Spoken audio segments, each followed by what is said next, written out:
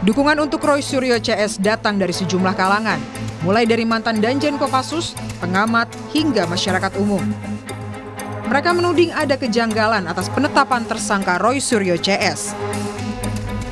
Pendukung Roy Suryo CS ini juga mengajak agar tetap mengawal kasus ini lantaran ke-8 orang yang ditetapkan sebagai tersangka telah dikriminalisasi.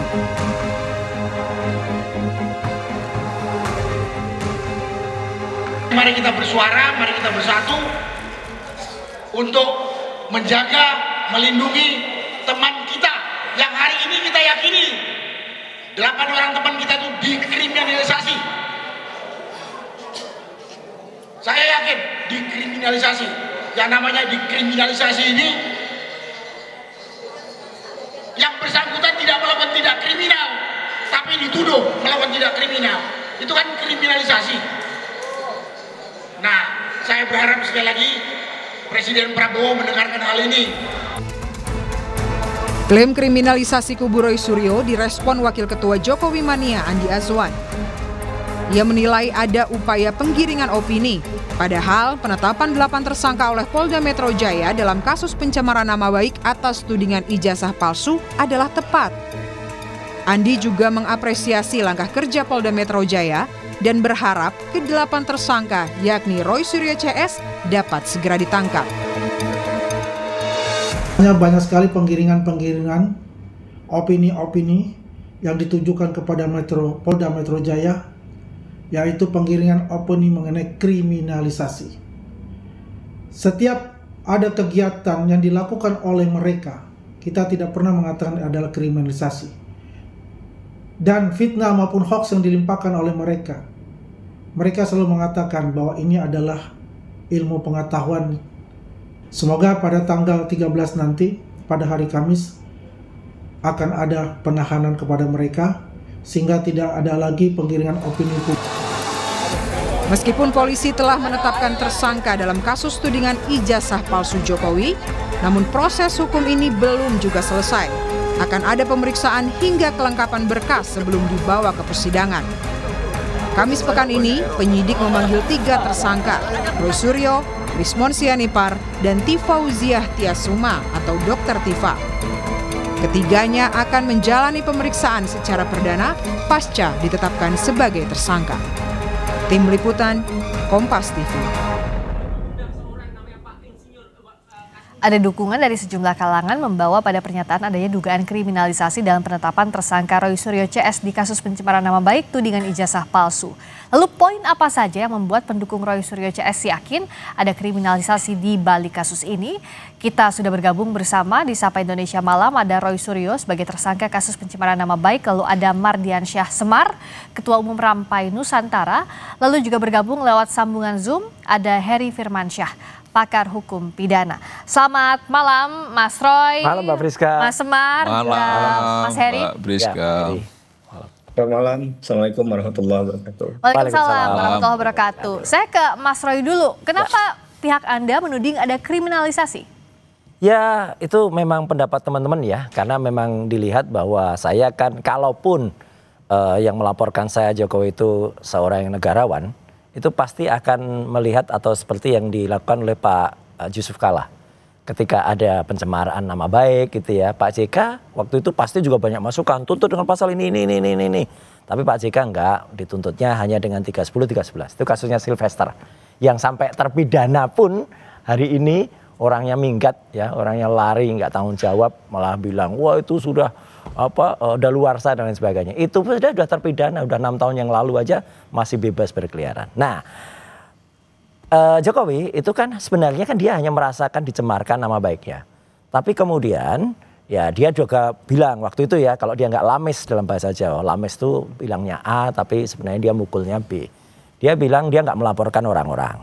Nah kok tiba-tiba ada lawyer-lawyernya kemudian memasukkan pasal-pasal yang mengkriminalisasi, yaitu pasal 32 dan 35 dari Undang-Undang ITE. Menurut Anda tidak melakukan itu? Sama sekali tidak. Artinya apa? Karena kebetulan saya kan dulu juga yang merancang undang-undang itu. Pasal itu jauh panggang dari api. 32, 35 itu kalau ada seseorang mengirimkan dokumen kepada orang lain, dan sebelum dia kirimkan dia ubah dulu, misalnya 1 juta dia ganti menjadi 10 juta, atau misalnya ada sebuah format surat dia ubah sehingga isinya berubah. Sama sekali yang namanya saya, Dr. Resmond dan juga Dr. Tifa, tidak ada yang mengubah dokumen. Dokumennya itu ya dokumen yang tersebar di masyarakat itu, dan kemudian kita analisis. Jadi kalau kemudian hasil dari analisis itu nggak bisa dikatakan itu adalah editing. Oke. Nah, itulah poinnya. Dianggap ini kriminalisasi, Mas Semar. Ya, jadi gini ya, ini kan berprosesnya cukup panjang ya, Mbak Priska. Cukup panjang, dan kita pasti masih mengingat lah di awal-awal dulu waktu Roy Suryo CS menuding soal ijazah palsu, itu ramai sekali, hiruk pikuk. Dan Pak Jokowi masih dalam posisi yang biasa saja. Nah, pada titik tertentu akhirnya pendukung Pak Jokowi ada yang melaporkan. Lalu disampaikan sama Roy Suryo CS, ya Pak Jokowi lah kalau berani yang melaporkan. Mereka kan nggak punya standingnya, kan begitu loh. Dan itu nggak bergeming juga, Pak Jokowi tetap dia nggak melakukan itu. Nah, karena itu bergulir terus, Pak Jokowi merasa ini perlu dilakukan laporan langsung oleh dirinya untuk pembelajaran bahwa orang tidak boleh menuding asal. Kau punya ijazah palsu, kau buktikan, mana aku lihat gitu. Kan nggak bisa begitu juga. Lalu dilaporkanlah itu ke Polda Metro dan berproses. Kan begitu ya. Sampai sekarang jadi tersangka. Ya, dan sebelum jadi tersangka kan juga Roy Suryo dan kawan-kawan juga sampaikan juga, ini nggak mungkin lah jadi tersangka, kan begitu ya. Ini nggak mungkin, ini kalau itu di SP3 saja dan lain sebagainya. Pada titik ini akan jadi tersangka juga. Setelah jadi tersangka muncul kriminalisasi. Jadi maksud saya, poin yang mau saya sampaikan begini. Nah, ketika apa yang disampaikan Roy Suryo dan kawan-kawan itu direspon sebaliknya, jangan juga akhirnya membangun usir kita. Nah, sekarang medannya sudah berpindah kan, sudah jadi tersangka, besok diperiksa, masuk proses peradilan. Nah, pembuktian itu yang akan dilakukan. Kalau memang dianggap kriminalisasi, lakukan pra-peradilan gitu loh. Nah, kita kan menghargai proses hukum, kita kan menghargai institusi-institusi negara. Ya, kalau nggak dipercaya lagi institusi negara, apalagi yang mau dipercaya? Setelah jadi tersangka apa sih, Mas Roy, yang disiapkan? Fakta-fakta apa lagi? Ya nggak apa-apa, ya udah nanti akan kita sanggah itu ya, statement yang kemarin disampaikan oleh yang terhormat Pak Kapolda. Mungkin Pak Kapolda hanya mendapat masukan dari anak buahnya yang tidak ngerti ya arti dari pasal 32 dan 30 Undang-Undang ITE itu, dan nanti silahkan kita lihatlah, banyak ahli yang nanti akan berbicara, itu akan kelihatan kalau pasal itu tidak tepat. Dan satu pun sama sekali kan dikatakan itu editing itu saya mengedit itu mengubah. 1 mili pun nggak ada yang diubah dari aslinya, gambarnya kayak gitu, dan itu sudah kami dapatkan mau dari Dian Sandi, mau dari yang ada ditampilkan oleh Bareskrim, mau yang ada kami peroleh dari berbagai KPU. Ya ijazahnya yaitu, kecuali ya hidungnya saya bengkokkan gini, atau kacamatanya diganti kacamata hitam, atau misalnya supaya sama capnya yang tadinya tidak nempel dibuat nempel. Nah, itu namanya editing. Ini faktanya seperti itu, hasil software, mau itu luminant gradients, mau itu ELA, hasilnya seperti itu. Nah, jadi artinya apa? Ya kita jawab aja sekali lagi, Mbak. Yang namanya tersangka itu kan masih proses, ya kan? Jadi namanya tersangka bisa jadi tidak terpidana atau bisa jadi terdakwa, bisa tidak. Kalaupun sudah terpidana, sekali lagi itu namanya Sylvester itu, ya sudah jelas itu terpidana, inkrah lagi Mahkamah Agung 6 tahun masih bisa lari-lari dada-dada dari mana-mana, ya itu kan nggak adil gitu loh. Jadi ini adalah konsekuensi yang harus saya terima atas ketidakadilan yang dilakukan di rezim yang meneruskan rezimnya Jokowi. Ada ketidakadilan di sana kalau ya, Mas kalau bilang. saya sih begini ya, seringkali Mas Roy Suryo itu menyampaikan bahwa ucapan yang pertama itu adalah dari hati. Tadi disampaikan barusan, habis jadi tersangka bisa jadi terpidana. Bisa jadi, bisa tidak. Jadi maksud saya poinnya berarti Mas Roy Suryo juga merasa bahwa akan jadi terpidana, itu satu. Dan ini proses yang cukup panjang ya, ratusan orang diperiksa, ahli dipanggil dan sebagainya, butuh waktu cukup lama untuk mengumumkan tersangka. Dari sebelumnya disampaikan proses ini sudah masuk penyidikan dan lain sebagainya. Dan kita mana lagi kita nggak percaya sih Mbak soal institusi Polri, masa kita nggak percaya dengan melakukan berbagai upaya dengan apa yang dipunya, yang akhirnya pada titik ini jadi tersangka. Sekarang siap-siap aja mental, batin, pikiran, hati untuk menghadapi mulai besok, kan gitu. Pihak sana juga harus siap. Saya ke Mas Heri dulu. Untuk kita menentukan ada kriminalisasi atau tidak, ini kan sering sekali muncul terminologinya saat ada kasus pihak yang setuju maupun tidak terkait dengan proses yang berjalan. Ini gimana Mas Heri? Ya, memang celah dari kasus ini kenapa kemudian muncul ada istilah kriminalisasi dan lain sebagainya, karena memang kalau dari prosesnya menurut saya sangat memakan waktu yang cukup lama ya. Karena saksinya yang dihadirkan juga secara kuantitas menurut saya juga too much ya. Padahal untuk kasus yang sebenarnya sesimpel ini, dan juga saya yakin dan percaya Polda Metro Jaya sudah sering menangani perkara semacam ini yang serupa, tentunya tidak perlu sebenarnya berlarut-larut begitu, sehingga tadi istilah kriminalisasi dan lain sebagainya nggak muncul, karena ini kan celah yang tercipta di dalam konteks proses yang berjalan tadi. Sederhananya adalah apa yang diperdebatkan dalam kasus ini adalah masalah ijazah. Jadi kalau ijazahnya kemudian sudah dipegang dan kemudian bisa dibuktikan, dengan saksi tadi tidak perlu, menurut saya tidak perlu terlalu banyak untuk dikejar secara target ya. Kemudian ada keterangan ahli, ada katakanlah laboratorium forensik yang memastikan bahwa ijazah ini memang asli, dan juga ada pernyataan dari pihak UGM. Case is closed menurut saya, agar tidak ada tadi istilah kriminalisasi dan lain sebagainya. Karena bicara dalam pembuktian itu tidak hanya bicara quantity ya, Mbak Friska, bahwa dalam hal ini kita melihat pada kualitas alat buktinya. Kalau bicaranya adalah masalah ijazah tadi, ya poinnya di ijazah. Nah, menurut saya di situ sudah clean and clear. Kalau memang benar itu ijazahnya Pak Jokowi, berarti tidak bisa menggunakan istilah kriminalisasi kan. Tapi kalau ternyata sebaliknya, nah mungkinkah kalimat kriminalisasi itu menjadi tepat atau tidak, ya silahkan nanti ditafsirkan sendiri begitu. Tapi dalam konteks ini tentu kita hanya menilai dari segi pembuktiannya saja. Tidak ada yang menurut saya barang yang benar-benar sulit kalau seandainya memang nawaitunya memang ingin memsingkat begitu ya. Saya nggak tahu apa kendalanya, karena masalah besar aja biasanya bisa dicarikan solusi sesegera mungkin kalau fokusnya ke sana begitu ya. Menurut saya itu catatan kaki dari pertanyaan tadi Mbak Friska gitu. Nah, berikutnya pembuktian soal ijazah ini bagaimana kita melihat babak baru setelah Mas Roy Suryo CS jadi tersangka? Kita bahas usai jeda di Sapa Indonesia Malam. Masih di Sapa Indonesia Malam bersama saya Friska Clarissa. Masih hadir di studio Kompas TV ada Roy Suryo, tersangka kasus pencemaran nama baik, ada Mardian Syah Semar, Ketua Umum Rampai Nusantara, dan melalui sambungan Zoom, Heri Firmansyah selaku pakar hukum pidana juga masih bergabung. Mas Roy, jadi sebenarnya tahapan pembuktian berikutnya yang disiapkan oleh tim Anda apa? Ya tergantung besok pertanyaan penyidik apa, itu aja. Kalau pertanyaannya masih seputar pertanyaan yang seperti yang dulu-dulu, aneh kalau kemudian ini berkas ini jadi berkas TSK pun aneh gitu. Karena apa? Dulu yang ditanya ketua, apa yang Anda ketahui tentang peristiwa tanggal 26 Maret di suatu lokasi Jakarta. Saya nggak ada di tempat itu, ya. Saya nggak hadir di situ. Nama saya pun nggak satu pun disebut di situ. Padahal selaku saksi, saya hanya bisa mengatakan apa yang saya dengar sendiri dan apa yang saya lihat sendiri. Kalau saya disuruh menceritakan orang-orang itu dan pengetahuan saya terhadap mereka, itu namanya saya melakukan testimonium di auditu. Saya mendengarkan keterangan dari orang lain. Bahkan ketika lanjut lagi ke tahapannya saya waktu sudah terlapor, tanyakan peristiwa tanggal 22 Januari, lebih mundur lagi. Jadi kalau pertanyaan masih seputar itu, saya sangat yakin kalau jaksa penelitinya nanti itu memang masih waras dan jujur, dia nggak akan lihat bahwa BAP saya itu jalan, karena akan lihat BAP-nya nggak bermutu. Karena apa? Karena nggak nyambung antara yang ditanyakan dan yang saya jawab dengan pertanyaannya yang tidak ada hubungannya dengan kasus. Kok tiba-tiba bisa dinaikkan dan kemudian jadi TSK dan kemudian bisa dikatakan saya mengedit. Satu pun materi nggak ada yang ditanyakan di situ tentang gambar, tentang ini nggak ada. Kok bisa-bisanya saya dituduh mengedit ijazah, itu dari mana itu mengeditnya? Itu. Jadi ini masyarakat biar tahu ya, BAP yang saya tanda tangani dan yang saya sudah melaksanakan di bawah sumpah waktu itu hanya pertanyaan-pertanyaan soal tanggal-tanggal yang dimana saya tidak hadir dan tidak ada di lokasi itu. Dan itu adalah acara dari pihak lain yang seolah-olah saya dipaksakan untuk kemudian mengerti peristiwa-peristiwa itu. Ada hal yang dipaksakan dalam penyidikan ini? Saya sangat meyakini sejak awal bahwa Polri sangat profesional ya. Jadi kalaupun dibutuhkan banyak pihak yang dimintai keterangan, itu kan bentuk kehati-hatian Polri. Karena kasus ini tidak ansih soal persoalan hukum saja. Tapi tentu ada irisannya politik.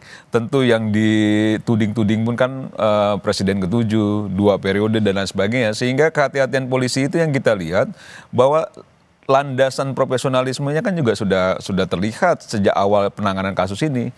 Dan saya meyakini ya tidak akan sembarang lah. Apalagi kasus yang ditudingkan Roy Suryo dan kawan-kawan ini kan menjadi perhatian publik begitu luas. aparat penegak hukum tidak mungkin juga main-main soal itu. Jadi kalau memang ada fakta hukumnya, ada bukti-buktinya, nanti kita lihat ya. Nanti kita lihat. Dan kalau misalnya diyakini sejak awal ini tidak berproses hukum, buktinya berproses hukum. Diyakini tidak jadi tersangka, jadi tersangka. Nah sekarang diyakini tidak ditahan, ya mudah-mudahan juga dalam waktu dekat kan kita lihat juga penahanan ya. Dan saya menyarankan selain yang disiapkan soal materi-materi perkara, siapkan juga koper berisi baju-baju. Jadi supaya itu mempersiapkan diri Mas Roy Suryonya gitu loh secara batin, pikiran dan juga barang-barang. Dan ditahan itu gak enak juga Mbak, nggak mudah juga. Saya rasa juga dalam posisi yang itu yang saya bilang sebenarnya posisinya agak memprihatinkan juga saya terhadap Roy dan kawan-kawan. Harusnya kan kalau ini tidak terus-menerus dilakukan dituding-tuding, tidak sampai proses hukum. Ya Jokowi tinggal tapi ini kan konsekuensinya kan gitu loh. Ini kan konsekuensinya ketika itu menuding orang dan orang merasa juga dicemarkan nama baik dan akhirnya bergeser ke banyak irisan pasal-pasal, silakan nanti dibuktikan apakah memang yang disangkakan itu sesuai dengan bukti fakta yang dimiliki oleh kepolisian. Nah itu yang kita lihat bersama-sama gitu loh. Mas Semar bilang kayaknya akan ditahan. Apa? Iya itu kan pendapat Mas Semar, apakah polisi penyidik? Ya kan penyidik pun juga apa tuh termul itu pada bilang, wah kalau itu nanti ke Australia pasti dia akan melarikan. Enggak, saya malah di sana mengulang bukti tentang ijazahnya yang tidak ada milik Gibran. Saya justru memastikan bahwa Gibran tuh nggak punya SMA. Saya udah ke UTS Insearch di sana dan itu kan membuat semakin kalut gitu. Ya saya ketawa aja dan saya pulang dengan baik ke Indonesia. Saya paparkan itu satu. Kedua menghilangkan barang bukti. Barang bukti yang mana? Ya barang buktinya ada di media sosial semuanya. Ya, paparannya itu ada di sana dan saya tidak pernah sekalipun memposting sesuatu atau membuat dapat diakses ya. Karena saya nggak punya akun, ya, saya nggak ada YouTube, nggak ada akun X. Mau diambil dari mana kalau itu bunyi pasal-pasal di ITE itu, Mbak, membuat dapat diaksesnya atau menyebarluaskan. Itu harus dari sumber, harus dari IP atau internet protokol milik saya. Lah kalau saya nggak pernah. Kalau itu disiarkan oleh Kompas. Itu perspektifnya Roy Suryo. Oh enggak, itu ada di Undang-Undang ITE kan jelas. Gak mungkin juga maling teriak maling. Oh iya, kan enggak ini bukan maling. Dalam arti maksud nggak mungkin saya juga maling pasti komentar polisi gitu, tentang itu punya ukuran tersendiri lah. Ketika mentersangkakan, nggak mungkin juga dia tidak punya alat yang memang itu bisa membuktikan bahwa ini sudah melanggar suatu tindak pidana. Saya pikir itu pasti. Nggak ada satupun yang sudah disita. Itu pasti. Jadi persiapkan aja lah. Kalau perspektif Roy Suryo, oh ini nggak mungkin, ini saya nggak melanggar pasal ini. Nah nanti kita lihat. Iya. Apa yang disampaikan Pak polisinya. Unsur-unsur dalam pasal di dalam Undang-Undang ITE saya tanyanya ke Mas Heri. Ini apa yang harus dibuktikan kalau pasal yang disangkakannya salah satunya adalah Undang-Undang ITE? Ya kita kembali berfokus pada objeknya ya, Priska. Bahwa objeknya kan adalah adanya palsu, kemudian itu mekanismenya ada lewat ITE, maka penggunaan undang-undang ITE juga dilekatkan di sana. Tapi yang paling penting adalah ketika masuk ke tahap penyidikan, saat ini kan berarti sudah ditemukan tersangkanya kan, menurut versi kepolisian. Maka tentu yang kita harus ingat betul adalah proses penyelidikannya tadi itu sudah memastikan bahwa ada peristiwa hukum dan hukum yang berlaku adalah hukum pidana. Nah ini sehingga ketika masuk ke tahap penyidikan udah nggak gampang lagi. Ini tinggal dihentikan lewat mekanisme SP3 misalnya, ketentuan 09 ayat 2 KUHP, karena misalnya tidak cukup bukti dan lain sebagainya menurut pihak penyidik, atau diteruskan. Jadi pilihannya nggak ada lagi remis, tidak ada lagi tahan menahan, ya, tidak lagi dibuat menjadi lari maraton, ya, tapi lebih kepada lari sprint, jarak pendek aja, cepat selesaikan. Cepat ditahan maksudnya Mas? Ngaco kalau ini ngaco ini. Enggak, maksudnya cepat gimana sih? Kan kalau prosesnya itu ada alat bukti kan ditahan kan ya? Buktinya bukan kualitas, buktinya nggak mutu itu. Maksudnya gimana? Percepat sprint ini maksudnya kalau ada alat bukti, proses tersangka, besok diperiksa, lakukan penahanan gitu maksudnya? Baru limpah ke semenjak dengerin dulu Mas Herinya, gimana Mas? Lanjut dulu Mas Heri. Yang utama adalah bagi saya kepastian hukumnya tadi kan jelas secara status kan, karena tidak baik juga terlalu lama membuat kasus ini berlarut, karena bagi Mas Roy Suryo dan kawan-kawan kan juga ini bukan hal yang baik ya. Perlu ada kepastian hukum apakah kasus ini akan dihentikan atau diteruskan. Nah, itu kita kembalikan dalam fakta hukumnya tadi. Saya sepakat dalam hal fakta hukum nih yang harusnya kita perhatikan. Jadi fakta itu sesuatu yang nggak bisa direkayasa, nggak bisa dibuat-buat. Kalau ternyata sudah ada alat-alat bukti yang muncul, kemudian versinya Mas Roy Suryo adalah mengatakan bahwa tidak ada editing, kan buktinya di sana, Mbak Frit. Kan keluasaan bagi orang yang ditersangkakan tadi yang sudah menjadi tersangka untuk membuktikan sebaliknya.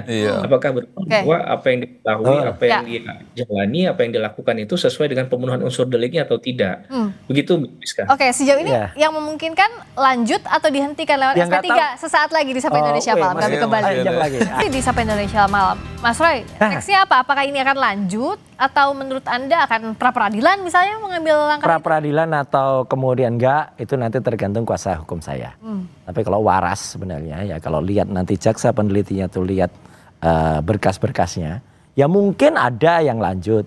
Tapi mungkin juga kalau lihat di saya yang sama sekali nggak nyambung ya, itu jaga sembung pakai golok itu. Nggak nyambung. Gitu ya. Jangan ngomong aneh-aneh live. Ya itulah. Loh, kan saya cuma bilang jangan jaga sembung kan gitu. Nggak nyambung. Nah artinya apa? Artinya jelas betul apa yang ditanyakan tempus deliktinya dan lokus deliktinya itu juga nggak tepat. Kemudian sebenarnya tadi pengamat hukum kita Pak Heri kan ingin mengatakan sebenarnya ini tergantung dari awal ya. Kausa primanya siapa? Kalau kausa primanya Jokowi itu tidak pengecut, ya dia berani menunjukkan. Sekarang kan mana ada orang punya ijazah yang sudah dicari dengan studi dengan keras, terus malu menunjukkan ijazahnya. Kalau malu sih nggak apa-apa. Tapi kalau marah ijazahnya diketahui orang itu kan nggak masuk akal gitu. Oke, masih soal ijazah ini tidak. Iya, jadi harusnya diperlihatkan kepada rakyat. Selesai. Itu apa urusannya harus memperlihatkan kepada pejabat kawan-kawan kan pejabat gitu loh. Publik, Sekarang undang-undang apalagi dia sudah sipil, gitu. Apalagi undang-undang keterbukaan publik juga itu melindungi hak-hak privat enggak, orang. Salah ini salah. Jadi maksud saya itu haknya lah. Haknya Pak Jokowi ingin menunjukkan kepada siapa. Jangan dipaksa-paksa. Sekarang saya tanya Mbak Priska ijazah palsu saya mau lihat. Ya bukan pejabat publik. Bukan kasus saya, jangan diandai-andaikan. Benar, jawabannya misalnya benar, begitu ya. Gitu ya. Apa misalnya Pak Prabowo, karena misalnya dia sekolahnya di luar negeri, terus diminta perlihatkan Pak Prabowo nggak berkenan, apakah mau dipaksa-paksa? Janganlah. Jangan juga merasa itu sesuatu yang terus dipaksakan gitu loh, terlalu dipaksakan. Dan ini berproses, jangan juga dibilang kalau misalnya nanti dilakukan penahanan, dibilang ngaco. Karena menurut saya ini sudah pada titik-titik itu kok. Gitu loh. Kalau misalnya sekarang orang jadi tersangka, ada alat bukti, diperiksa, kata penyidik, wah ini perlu dilakukan penahanan, ditahan, nanti dinarasikan yang lain-lain lagi. Nah hargailah proses hukum. Kan Roy Suryo sampaikan di awal waktu dijadikan tersangka akan menghormati proses ini. Memang dihormati kalau benar gitu kan. Loh. Dihormati, dilakukan dengan benar, diadu bukti-buktinya. Kalau memang terbukti bersalah dan memang nanti akhirnya dilakukan penahanan, jangan juga melakukan yang aneh-aneh lagi gitu loh. Oke, sebagai pihak yang bukan berperkara, Mas Heri, apa yang bisa publik awasi dalam kasus ini yang sekarang sudah naik sidik, jadi ada tersangkanya, ada Mas Suryo CS di sana? Ya, transparansi tentunya ya, akuntabilitas dalam proses pemeriksaan, ya tentunya ini sudah menjadi domain publik, udah nggak bisa ditutup-tutupi lagi karena publik sudah pengen tahu endingnya apa begitu ya. Atau happy ending atau sad ending bagi pihak-pihak yang lain, kita biarkan saja proses hukum ini berjalan sebagaimana mestinya. Tapi tentunya perlu netralitas, profesionalitas dalam penanganan ini karena secara nggak langsung mata publik kan melihat ada kesenjangan antara mungkin dianggap, saya nggak mengatakan ini relasi kuasa, tapi positioningnya seakan-akan Pak Jokowi karena sebagai mantan pejabat publik itu mendapatkan mungkin perlindungan hukum spesial. Nah ini yang harus ini ada hal-hal semacam itu bahwa ketika bicara tentang penetapan tersangka dan lain sebagainya itu based on dari fakta hukum dan juga alat-alat bukti yang sudah dikumpulkan, yang sudah diuji oleh teman-teman penyidik. Saya rasa itu poin utama dalam hal prinsip fair trial ya dalam proses ini. Begitu Mbak Priska. Dan besok Mas Roy jam berapa update lagi informasinya tetap sama jam 10? Diundang jam 10 dan insya Allah saya akan hadir dan akan kita buktikan besok ya gitu. Kalau jangan apa lupa yang kopernya dilakukan, Mas Roy. Nggak boleh bawa koper. Iya ditaruh di mobil, jadi kalau misalnya udah tahan. Pancing terus nih sama Mas Semar. Ini ngaco ini ya. Kok ngaco? Insinuasi. Ya, kok ngaco sih? Yang harus bawa koper yang itu. Dan tadi Pak Heri betul. Proses ada relasi itu, kuasa. Konsekuensinya ada relasi begitu. Kuasa di mana rakyat bisa menilai orang yang lapor nggak pernah menunjukkan ijazah asli. Ijazah aslinya taruh mana? Di mobil aja, Mas Roy. Gitu. Ijazah aslinya nggak pernah ditunjukkan. Jadi kalau ditahan bisa minta tolong ambilkan di parkiran. Dulu dua anak manusia sudah jadi korban dengan ijazah fotokopi. Sekarang akan ada 8 anak bangsa dikorbankan di rezim. Besok ya periksanya jam 10. Orang tersangka mau ditahan kok nggak? Besok di Polda Metro Jaya, tunggu dulu proses hukumnya, jangan terlalu cepat menyimpulkan. Kita akan tunggu besok dan publik akan mengawasi. Oke, terima kasih Mas Roy, terima kasih Mas Semar, terima kasih Mas Heri sudah hadir di Sapa Indonesia Malam. Berikutnya saudara.